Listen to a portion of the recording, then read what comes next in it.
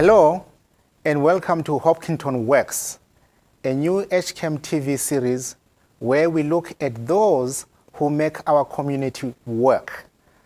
I'm your host, Norman Kumalo. In my role as your town manager, I work closely with many members of the Hopkinton community, from departments and committees, businesses and nonprofit organizations, to individuals and grassroots coalitions and regional and state groups that impact us. There are many examples where exciting opportunities are realized and our potential and aspirations as a community are fulfilled. I want to share these stories with you. On this episode, we are going to meet Greg Mazer, who is behind the project at 42 Main Street. There were challenges to overcome, and I'm happy to have Greg in the studio to talk about how he made it work. Welcome, Greg. Welcome. And thank you for coming out. Let's start with, who is Greg Mazer? Talk about where you were raised, your educational and professional background. I'm originally from Chicago, lived in Arizona most of my life. I was educated on the East Coast, went to Georgetown, and I was a finance major. I've been on the East Coast for most of my adult life. In fact, I ended up coming to Hopkinton only upon attending Harvard Business School. I went there in 1996, and my family and I moved from Arizona here in January 4th of 1996. Primarily to go to business school. We fell in love with the town, and we've never left. We moved in the same house, been in the same house for 23 years, same neighborhood, and we just felt that it was just a great place to raise a family. So it was kind of fortuitous that we got here, but when we got here, we stayed. Yeah. So anything unique about Hopkinton that led you to Hopkinton? At the time, I can honestly say there wasn't. It was a nice bucolic town. Since I was going to business school, I had a 45, 50-minute drive. I had two young kids. I had a 1 and a 2-year-old.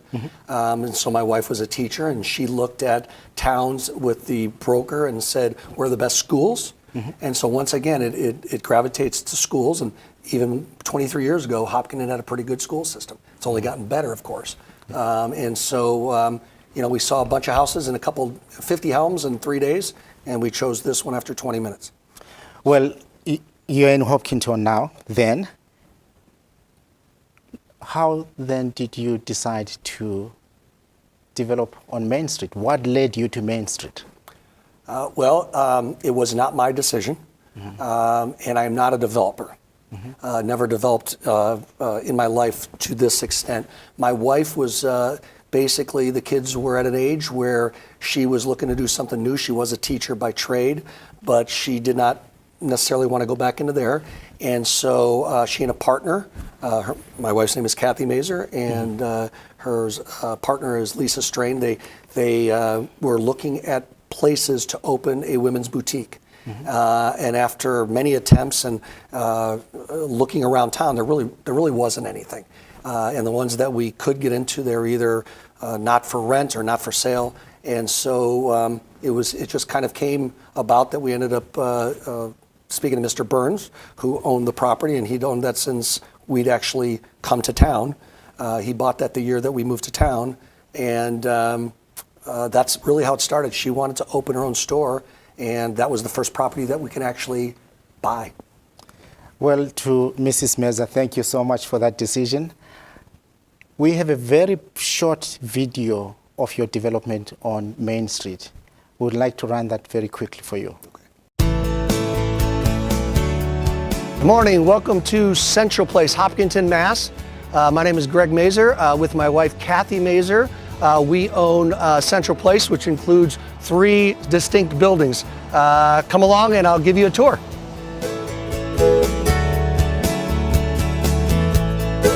We are at our first stop at Central Public House. It's our new restaurant. The restaurant seats 88 inside and about 30 outside.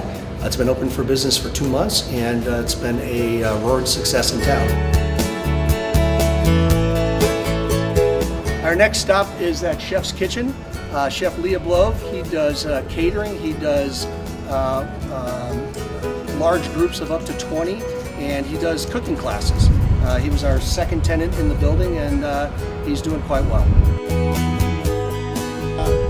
And over here we have Razor's Edge. Razor's Edge has been in town for over 30 years. They moved here as our first tenant in the new development.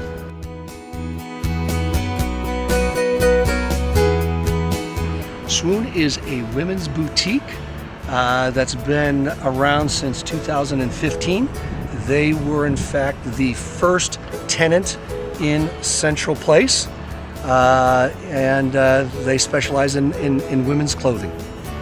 For the development, we have built a parking lot that houses 42 spaces, so there's plenty when anybody needs to come either into the restaurant, into Swoon, into Razor's Edge. They just park in the back of the building, which is located on Walcott Street.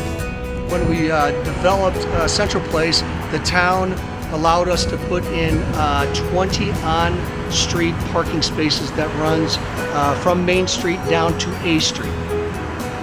All right, this is the last stage of our walkthrough.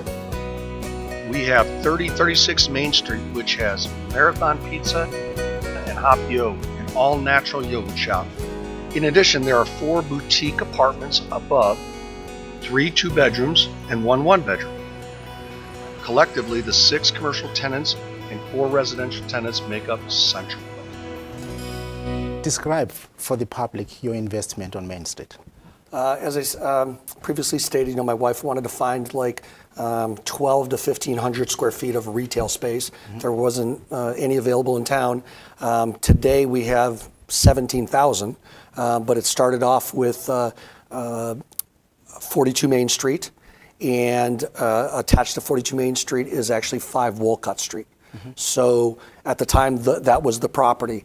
And through some discussions with some of the neighbors and that, over time we knew that we wanted a place where you could actually park and people can actually come and visit. And we didn't think that property alone was going to actually handle that type of traffic.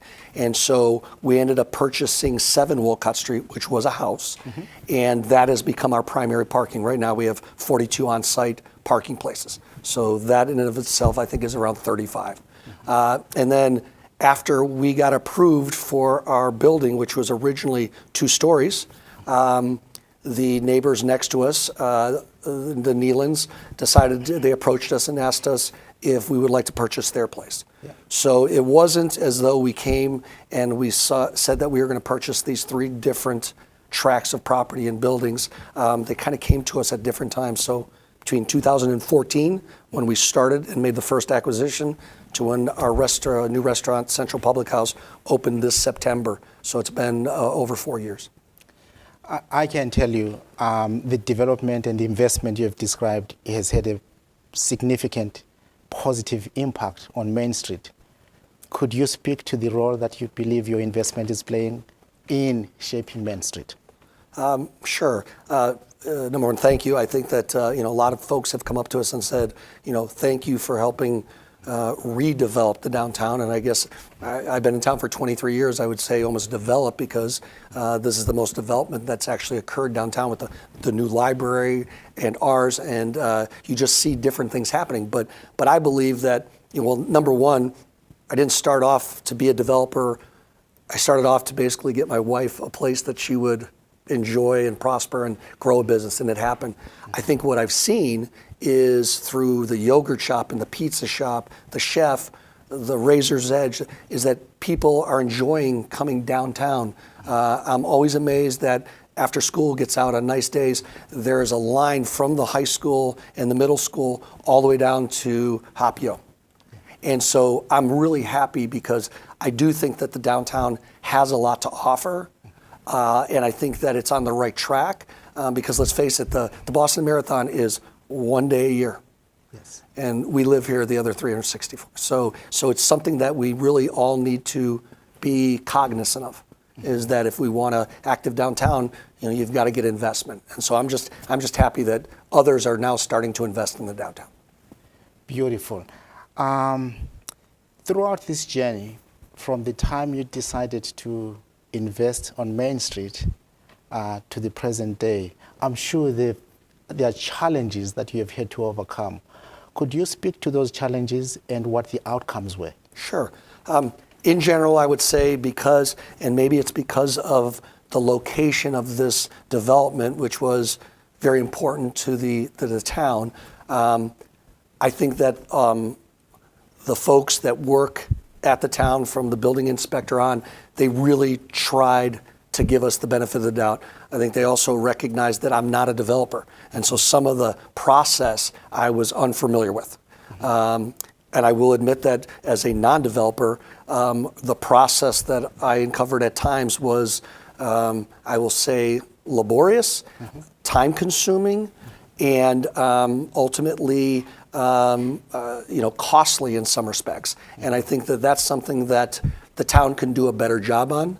One of the things that I've learned is that we have a lot of committees, and while I'm sure they all have their place, that was one of the outcomes that there's 3 historical societies. It took me longer to develop, and the house that we bought at 7 Walcott Street, there was an immediate moratorium put on for 6 months by the Historical Society to allow me to think if I wanted to knock it down and build a parking lot. To me, as a businessman, I bought that so that the development could be better, and so I really didn't need 6 months to think about it.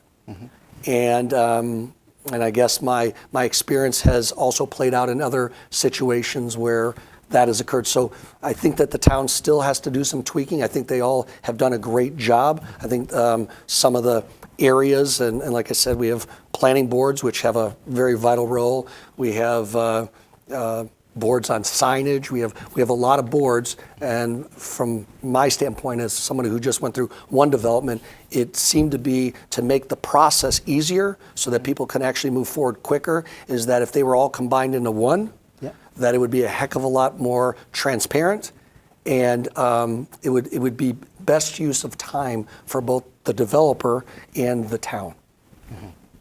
Thank you for that feedback. I will share it with our land use departments. Looking into the future, what excites you about Main Street? Well, as I previously stated, I'm excited about the fact that you see people walking and people are out.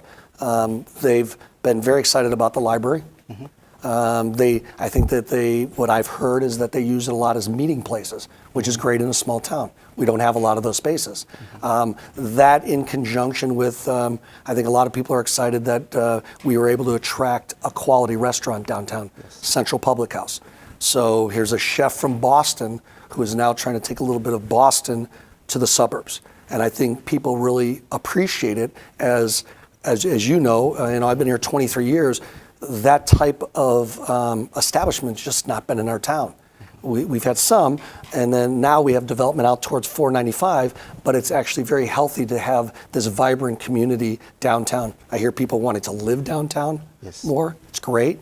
We have 4 boutique apartments, and they're always filled. And by the way, the reason why they love to live there is because of the school, and it's downtown, and their kids can walk to places. So that's the part that really, as I kind of envision 5 or 10 years down the road, is this walking environment that's vibrant and that has, quite frankly, the businesses there, because without it, it will go back to 23 years ago when there was nothing there and there's nothing to go down to.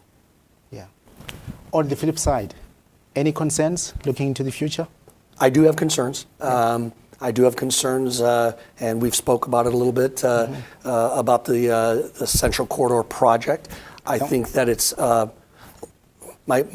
know that a lot of really good people have worked very hard over the years, because this has been talked about for 20 plus years. The downtown can certainly use a makeover. And I think that there are some aspects of it that I'm just one person that I would like to see change or added, and the significant aspect is that right now we do not have true municipal parking. Yes. We as residents and citizens of this town tend to use private property as municipal parking.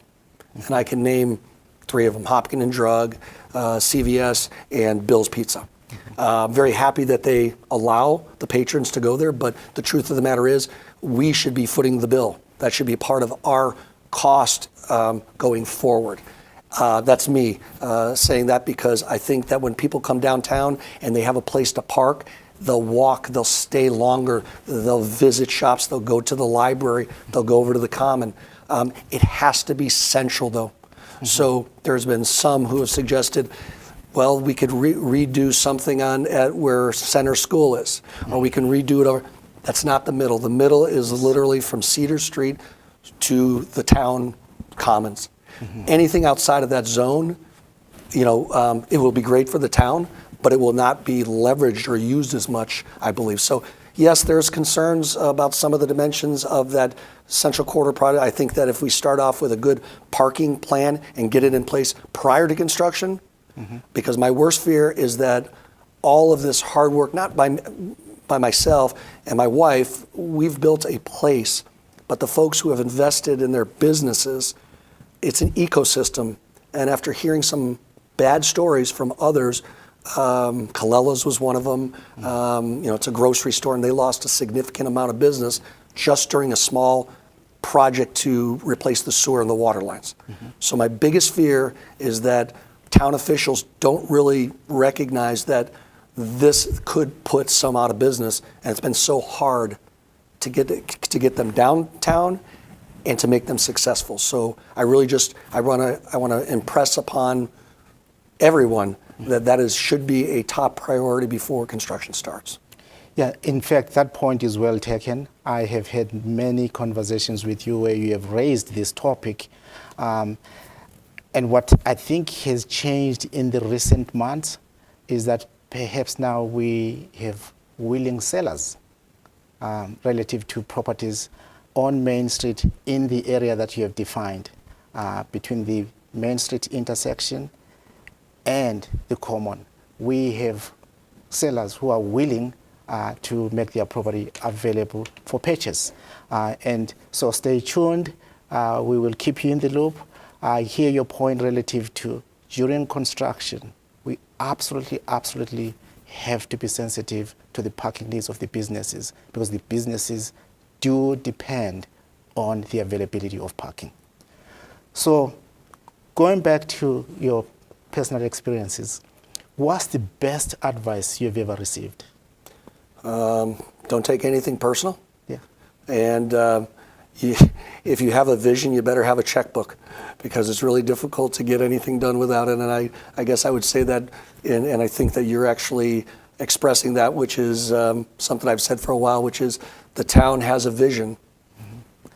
The elected officials have a vision, which is great, but there has to be that dollar, that checkbook in back of it.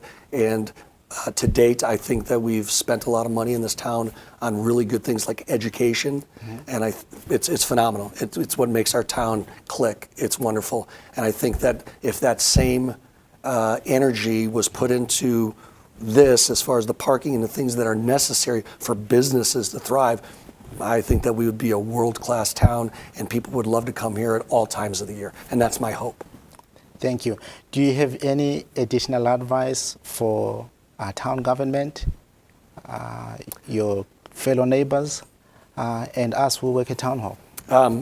Somebody had given me some good advice, and I tend to use it in business, and I think it can be used in government as well, is that anytime you look at a situation, whether it's a project or a long-term plan, you have to look at it as a stool. A stool has 3 legs, and here it would be the town government, it would be the businesses, it would be the citizens of the town. If any one of the legs of that stool is shortchanged in any way, that stool will fall. And I really believe that when anyone looks at a project, whether it's the downtown redevelopment, whether it's putting in bike paths, whether it's doing things like, they have to say, here's the stool. Are we shortchanging any one of the constituents, the stakeholders? And if we are, are we going to make it out of balance? And I just think that that applies to many things, personal relationships and everything. So that would be the one suggestion that I would give. Thank you.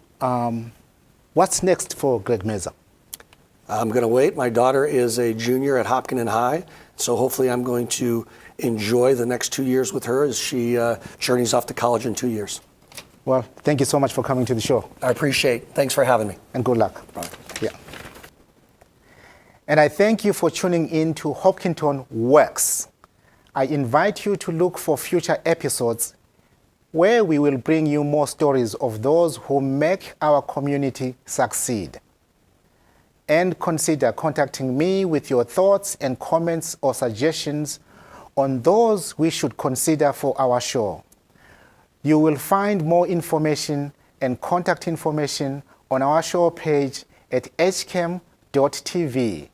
Until next time, I'm Norman Kumalo, and I will see you around Hopkinton.